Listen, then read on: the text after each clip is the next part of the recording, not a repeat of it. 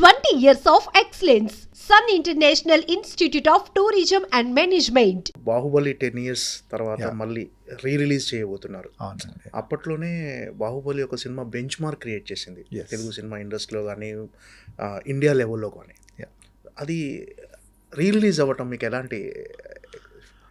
Definitely ఎక్సైటింగ్గా ఉంటుందండి. అంటే first time release అయినప్పుడు కొద్దిగా టెన్షన్లో ఉండేదండి. అంటే మీరు గుర్తు చేసుకుంటే first day release are first 2-3 days release Baahubali release అయినప్పుడు లైక్ సినిమా ఏంటి ఇలా ఉంది బాగాలేదు రకరకాల నెగిటివ్ టాక్స్ ఉన్నాయి. But once it picked up very well and Telugu సినిమాని ఎవరు తిరిగి చూడలేని టైంలో సడన్లీ ఎవ్రీవన్ లైక్ అంటే ఇప్పుడు the state in Telugu cinema is one of the main reasons is Baahubali అండి. అంటే ఇప్పుడు తెలుగు సినిమా బడ్జెట్స్ కానివ్వండి, తెలుగు సినిమా రీచ్ కానివ్వండి పెరగడానికి one of the reason is Baahubali. And it is good that అంటే 10 years అయిపోయింది, దాన్ని సెలబ్రేట్ చేసుకోవాలంటే it's a very proud moment.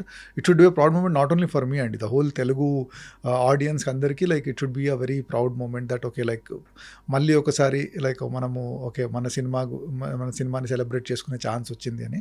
And I think people who have seen that film will also want to come back and see it film. అంటే ఇప్పుడు ఆ టైంలో నేను college student ఉన్నాను, లేకుంటే I was a small kid, so ఇప్పుడు after 10 years I want to watch it again అన్న curiosity ఉంటుందండి. It is like a landmark film in our Indian film industry. So అది రిలీజ్ విల్ డెఫినెట్లీ చాలామంది చూసి థియేటర్లో, because it's a theatre film అండి. అంటే మీరు టీవీలో ఎన్నిసార్లు చూసినా కూడా మళ్ళీ థియేటర్లో వస్తుంది అంటే ఒక ఎక్సైట్మెంట్ అండ్ ఎనర్జీ ఉంటుందండి. And I'm very sure that so many people will want to come and see that film. And definitely I am very very excited for that అండి. అంటే ఎక్స్పీరియన్స్ అనేది అది థియేటర్కల్ ఎక్స్పీరియన్స్. సో రిలీజ్ అనేది పర్ఫెక్ట్గా అంటే దీన్ని 2 parts కలిపి 3.5 hours sir నడివి ఇప్పుడు ఎగ్జాక్ట్లీ తెలియదండి. But it will be more than 3.5 hours అండి, మోర్ దెన్ 3.5 hours.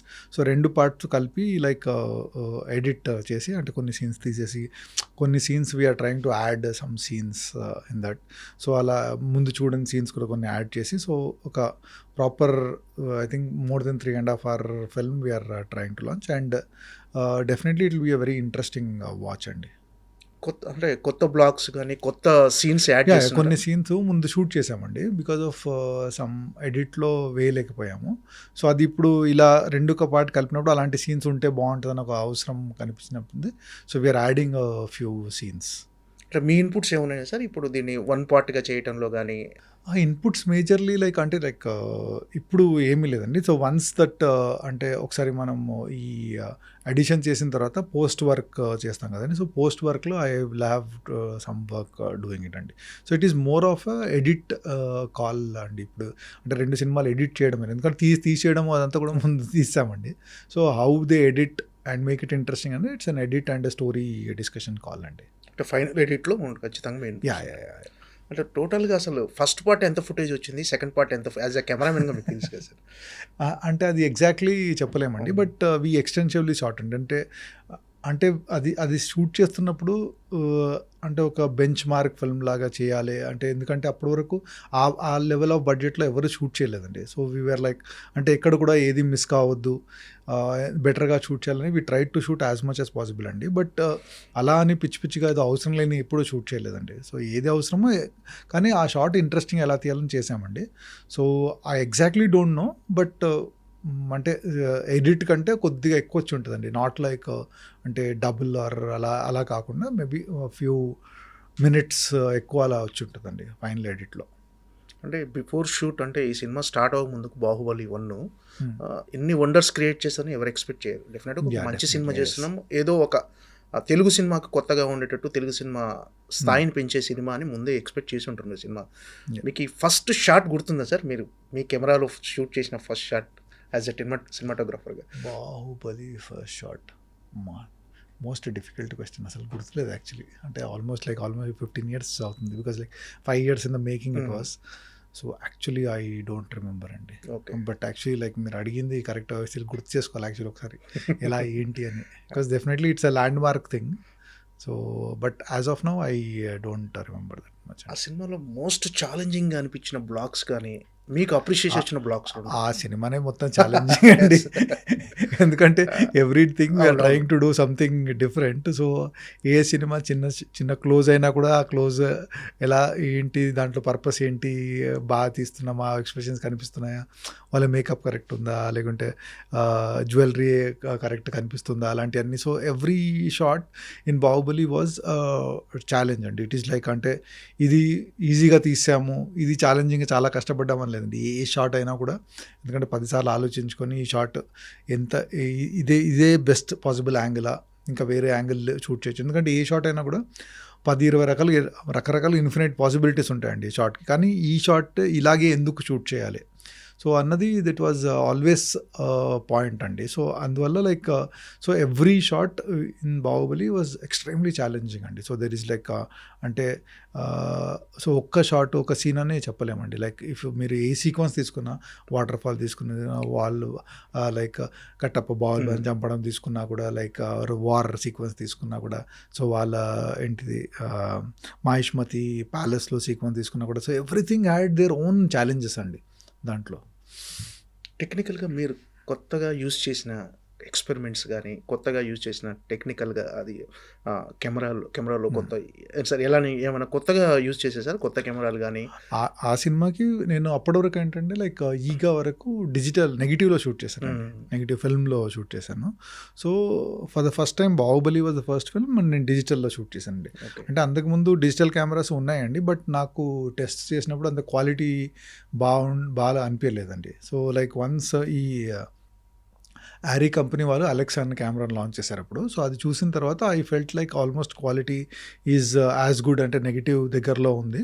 సో దీంతో షూట్ చేస్తే మనకు చాలా కన్వీనియన్స్ అంతా ఉంటుంది అని చెప్పి, అంటే బేసికలీ నాకేంటంటే నెగిటివ్లో షూట్ చేసిన తర్వాత ఇంత విఎఫ్ఎక్స్ ఉన్నప్పుడు మళ్ళీ స్కాన్ చేస్తామండి. స్కాన్ చేసి డిజిటైజ్ చేసి మళ్ళీ డిజిటైజ్ చేసి మళ్ళీ దాన్ని రీప్రింట్ నెగిటివ్ మీద చేస్తాం. ఆ ప్రాసెస్లో ఏంటంటే క్వాలిటీ లాస్ చాలా ఉంటుందండి. సో డిజిటల్లో షూట్ చేస్తే that quality loss will not be there ఒక నమ్మకంతో like we went ahead with that అండి. So that was a major thing. ఎందుకంటే అప్పటికి ఈవెన్ రాజమౌళి గారు కానివ్వండి, శోభు గారు ప్రొడ్యూసర్ కానివ్వండి, ఇంత పెద్ద సినిమా తీస్తున్నాం, ఇప్పుడు డిజిటల్లో తీయాలా, మనం నెగిటివ్లో తీస్తేనే సరిపోద్ది కదా అన్నప్పుడు but I convince them that okay మనకు ఈ సినిమా డిజిటల్లో తీస్తే ఎన్ని అడ్వాంటేజెస్ ఉంటాయి అని కన్విన్స్ చేసి అలా ఒప్పుకున్నారండి. So that was a major decision. ఈ బాహుబలి ఫస్ట్ పార్ట్ కానీ సెకండ్ పార్ట్ కానీ 5 years జర్నీ సార్, దాదాపు 5 years జర్నీ. ఈ 5 years జర్నీలో మీకు ఎప్పుడైనా అరే 5 years పట్టేసింది అని ఒక అలా ఏదన్నా ఒక అంటే 5 ఏళ్ళు పడుతుంది అని అనిపించిందా, లేకపోతే ఈ ప్రాసెస్ని ఎంజాయ్ చేశారా? ఇంత టైం టేకెన్ తీసుకుంటున్నాం అనుకున్నాను. అంటే డెఫినెట్లీ అప్పుడప్పుడు అనిపించేదండి, ఫ్రస్ట్రేషన్ డెఫినెట్లీ ఉంటుందండి. అంటే ఒకే పని ఒకే దాంట్లో ప్రాసెస్లో అలా చేస్తూ ఉంటే definitely it will be little frustrating. But major advantage ఏంటంటే we had such a great team అండి. So every day something exciting వస్తారు. అంటే పర్ఫార్మెన్స్ ఎక్సైటింగ్ కానివ్వండి, లేకుంటే ఆర్ట్ డైరెక్టర్ ఏదైనా అద్భుతంగా చేయడం కానివ్వండి, లేకుంటే విఎఫ్ఎక్స్ వాళ్ళు. So there so many things which are exciting అండి. ఆ ఎక్సైట్మెంట్ అన్నది it's kept keeping us energy. So ఏదైనా డిప్ అవుతున్నప్పుడు like something exciting will happen. So like next ఇంకా చేయడానికి ఒక ఛాలెంజ్, ఆ ఛాలెంజ్ని ఓవర్కమ్ ఎలా చేయాలన్న టెన్షన్ అది ఉండేదండి. So in that way it was a very learning experience అండి. ఇట్ వాజ్ లైక్ అంటే ఒక పిహెచ్డి చేసినట్టు, ఒక లైక్ మాస్టర్స్ చేసినట్టు ఒక ఫీలింగ్ ఉండేది. That was a very big learning experience because like every one ఆ సినిమాలో చేసిన every technician was trying to give 100% and more than that. And cinema అన్నది ఒక వెరీ కొలాబరేటివ్ ఆర్ట్ అండి. సో అన్నీ మనం నేర్చుకుంటూ ఉండాలి వేరే ఆర్ట్ ఫామ్ గురించి కూడా. సో ఆ ప్రాసెస్లో అంత గ్రేట్ టెక్నీషియన్స్తో పాటు వర్క్ చేస్తుంటే we tend to learn so many things అండి. So that was a big learning experience అండి. అంటే సార్ మామూలు సాధారణంగా ప్రతి సినిమాకి అంటే ఏ సినిమాకైనా సరే, ఇప్పుడు బాహుబలి కావచ్చు, మీది మగధీర కావచ్చు, ఛత్రపతి కావచ్చు, ఏ సినిమాకైనా మీ వర్క్ అనేది చాలా హార్డ్ వర్క్ ఉంటుంది. ఒక కెమెరా సినిమాటోగ్రాఫర్గా కొత్తగా మీరు రెగ్యులర్గా స్టడీ చేస్తూ అప్డేట్ అవుతూ ఒక సినిమాని బాహుబలి కావచ్చు, RRR కావచ్చు, కానీ దానికి తగ్గ అప్రిషియేషన్ అనేది ఆడియన్స్ నుంచి ఇప్పుడు టెక్నాలజీ డెవలప్ అవడం వల్ల వస్తుంది. సో మీ వర్క్ గురించి తెలియకుండా అరే మనం ఇంత వర్క్ చేసాము, మనకు దాని తగ్గ అప్రిషియేషన్ రాలేదు అని ఎప్పుడైనా ఫీల్ అయ్యారు సార్? ఇప్పుడు ఎలా ఉంది ఇప్పుడు? అంటే లైక్ ఇప్పుడు ఇప్పుడు ఈ జనరేషన్లో ఉండడం is actually a very blessing అండి. అంటే ఇప్పుడు మాకంటే ముందు జనరేషన్ వాళ్ళైతే అసలు కెమెరామెన్ అని ఒక మనిషి ఉంటాడని కూడా తెలియదు. సో అందరికీ ఏంటంటే మొత్తం హీరోని చేస్తాడు, నెక్స్ట్ టైం చేస్తే డైరెక్టర్ చేస్తాడు అనేది ఉంటుందండి. సో ఇప్పుడు ఈ జనరేషన్ ఉండడం I'm very very happy for that అండి. అంటే సో ఇప్పుడు at least there is some kind of recognition which is coming. So అంటే ఎవ్రీ ప్రొఫెషన్కి ఒక ఎక్స్పెక్టేషన్స్ ఉంటాయండి. సో అంటే ఇప్పుడు ఏ సినిమా చేసినా కూడా first and foremost the major దాని క్రెడిట్ అంతా hero the cost on screen కనిపించే వాళ్ళకి తీసుకుంటారండి. So next comes director. So ఆ తర్వాత నెక్స్ట్ వేరే టెక్నీషియన్లు ఎలా చేశారు దాన్ని బట్టి ఉంటుంది. సో మనం ఒక ప్రొఫెషన్లో ఉన్నప్పుడు మన ఎక్స్పెక్టేషన్స్ కూడా చాలా రియలిస్టిక్గా ఉండాలండి. సో మనము ఓకే వేరే టెక్నీషియన్ లెవెల్లో ఇలా ఎందుకు రావట్లేదని పడడం కంటే మన ప్రొఫెషన్లో okay what best we have achieved, what best recognition we have gotten with in that. And appreciation వస్తే definitely you will always feel happy అండి, దాంట్లో డౌట్ లేదు. బట్ ఏంటంటే అండి మన ప్రొఫెషన్లో we should always think okay ఈ సినిమా చేసినప్పుడు వాట్ ఐమ్ ఐ డూయింగ్, అంటే నేను సినిమా చేసేటప్పుడు నేను నా అప్రిషియేషన్ కోసం చేస్తున్నానా వరకు సినిమా కోసం చేస్తున్నానా. So in that way I always అంటే ఫస్ట్ నుండి అంటే ఒక సినిమాకి what best I can contribute to the film అని చేస్తూ వచ్చానండి. విచ్ ఇండైరెక్ట్లీ ఆ సినిమా బాగా వస్తే ఆడియన్స్ విల్ డెఫినెట్లీ ఫీల్ అండి. And definitely that appreciation has been coming slowly in a big way అండి. So I'm very happy for that అండి. So అలా ఎప్పుడున్నా కూడా I feel I'm very lucky to get so much of recognition. అంటే I don't think other సినిమాటోగ్రఫర్స్కి ఇంత recognition చాలా తక్కువ మందికి ఉందండి. So I'm one of those guys. I feel very blessed అండి.